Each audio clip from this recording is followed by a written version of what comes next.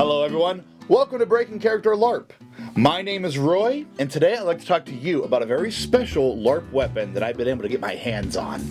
If you saw my last video, you'll know that we took a look at the B3 Imagination Studios Flintlock pistol, and this is quite the beauty.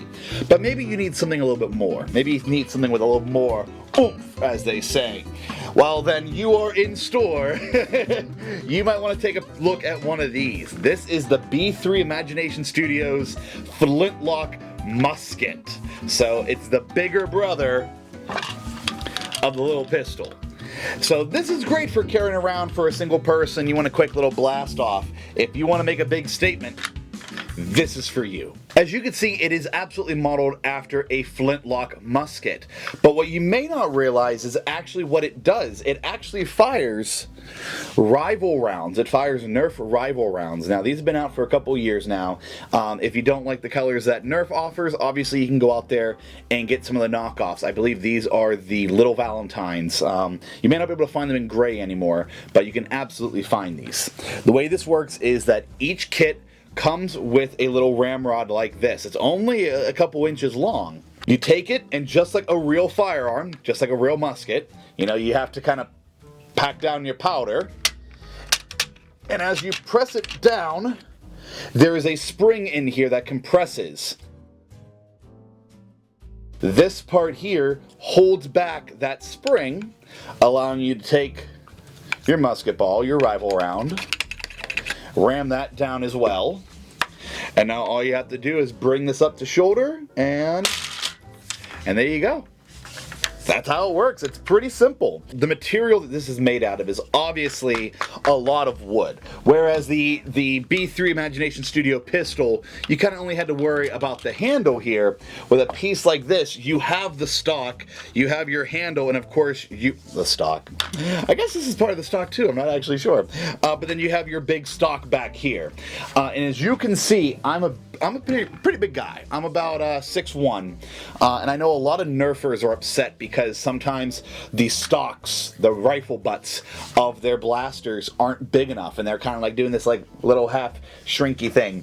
I can tell you, for a grown adult, this is perfect. This absolutely is exactly the size that you need it to be. It locks in there really nice. Now, of course, there's no kickback to it. All you have is a little spring in here that actually does most of the work for you.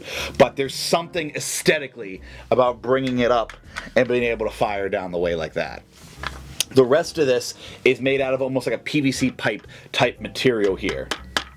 This part, and of course the trigger, are all made out of the same type of plastic. It's a really nice durable plastic, and the trigger here has been beveled. They really sanded it so it's nice and clean on your finger. So I shot this many times. I shot this probably about 20 times, you know, and my finger started to hurt a tiny bit, but you know, if it wasn't beveled like that, I could see it cutting into your finger and really hurting.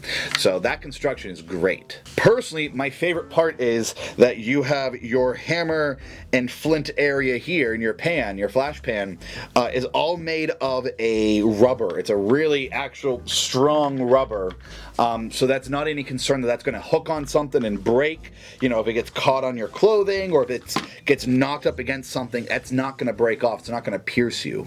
I mean, I can imagine running through the woods holding it like this, falling down and that coming and whacking you in the chest. Well, you don't have to worry about that. It's all rubber. You do lose the ability to have that really cool roleplay of cocking the hammer back before you shoot it, but I think the way this works is preferable. This is far safer than having that kind of a system. I do want to say briefly, since we're talking about the aesthetics, is that this is the DIY kit, so this is not how it came from their store. This came as untreated wood, so you had to stain this yourself. So if you don't like the color, you know, blame me, because I'm the one who chose out this stain out of my shelf of paints and various things. You know, this is the color that I had. The usability of this, as I said before, it's really easy to load this thing. It is big and bulky, so it is really fun to kind of put that stock on the ground while you jam down your plunger tube. That's a really cool feeling to do that. And I think that's the purpose behind something like this, is that you want to have that aesthetic of hand loading each and every single shot, bringing this up, making a big show of it as you aim this down towards your targets. You know, I know some people were upset about the rate of fire. In fact, when I used this at the playtest, some people were asking me, they were like, you know, Roy, are you playing it up? Are you playing up the roleplay is sitting there, you know, and ramming this down? No, it just took me that long. Let's talk about the range of this piece.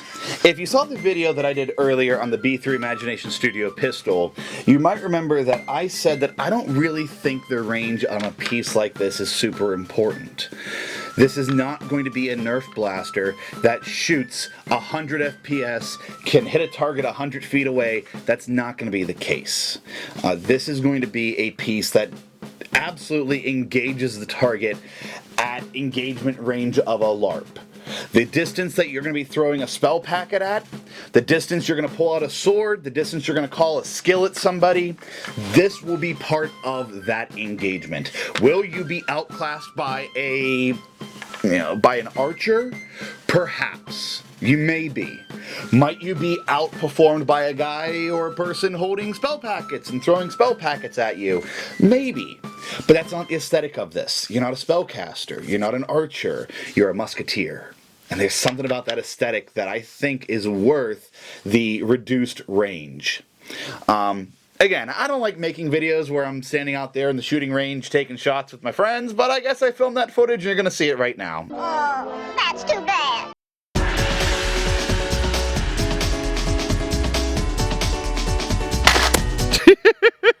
At 10 feet, I can almost poke him. At 10 feet, you may want to resort to your bayonet.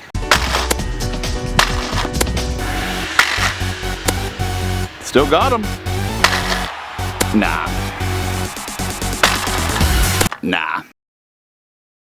This blaster can hit around 40 feet or so away from you. And again, I think that's a perfect amount of range for a piece like this. Do you expect, you know, a rifle to shoot better than a pistol? You know, in real life, yeah, how long it is, that gives you accuracy, all that jazz, all that stuff, you know.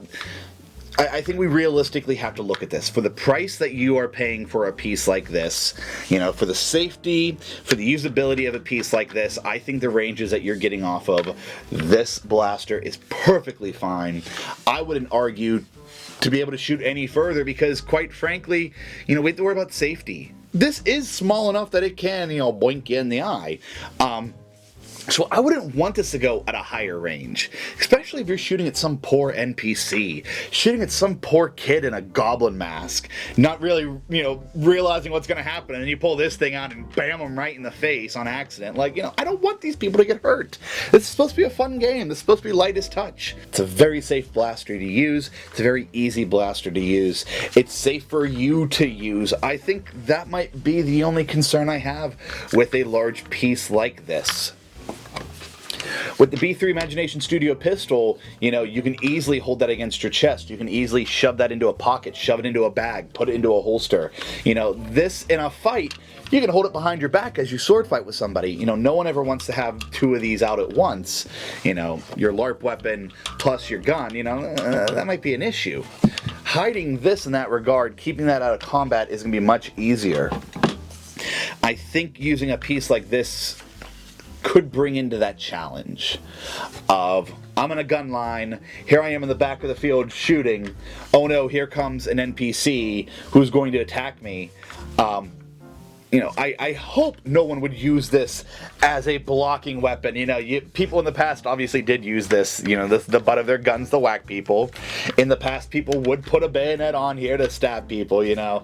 I think that's very unsafe to use at a LARP. So I think that is my biggest concern with such a large blaster here, is you probably want to keep it close to your chest when you're going to get attacked, you know, or hold it up against you, or in some regard, hold it against you so you don't accidentally whack the person with it.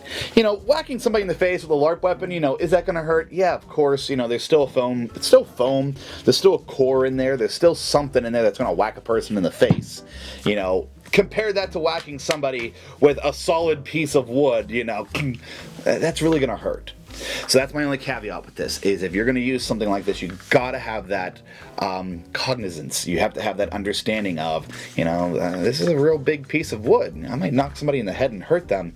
Keep it close to your chest whenever you're in melee combat. How do I intend to use this at a game?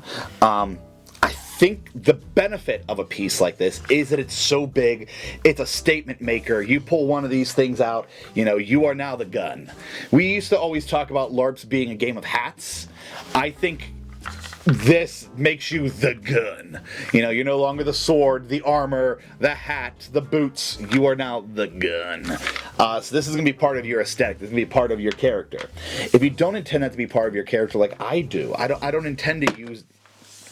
I don't intend to use this all the time. This is like my secondary. Yeah, I might have a second role for this. I might have a different way of using this at a game. I'm the kind of person who I carry everything with me into battle. I carry my baldric, I got a pouch, I got a bag, I got my hat. If I could, I would bring my drum into combat with me. I'd carry everything I could into a fight. And this is just a little bit too much in that regard. I did consider putting a latch on either end so I can then have a sling through it, and that way I can shoulder it on my shoulder or throw it around my back, carry it in some other regard like that. I just haven't got around to that yet. I really haven't. I wanted to use this at a whole game before I modified it in that regard. I think this is a statement maker. It really is. I intend to keep this back at the camp. So, you're hanging around the camp, maybe you put this thing over the bar. You put it on the camp or the mantelpiece at the bar, and you grab it off, and you're ready to go and fight. You have your powder horn next to it by the door, like a Minutemen of the American Revolution. So that way, somebody's in town's in trouble. You grab this thing and you run out there. Would I intend to carry this with me the entire event? Probably not. Is this going to sit back? And just in case something were to happen, you pull this guy out and go to town on it? Yeah, absolutely. I'm going to get off topic here, but it is my channel, so I can do whatever I want. One of my favorite moments at a LARP was at Dead Legends, which was a cowboy LARP. There was a beastie out there in the woods that was hunting people down. All I had was my revolver, and then I had one of these with me, a double-barreled shotgun. This is a Zuru double-barrel. Whoa, it's loaded. Oh my gosh, that's so dangerous. I just shot my 3D printer. But I had this with me over my shoulder like this.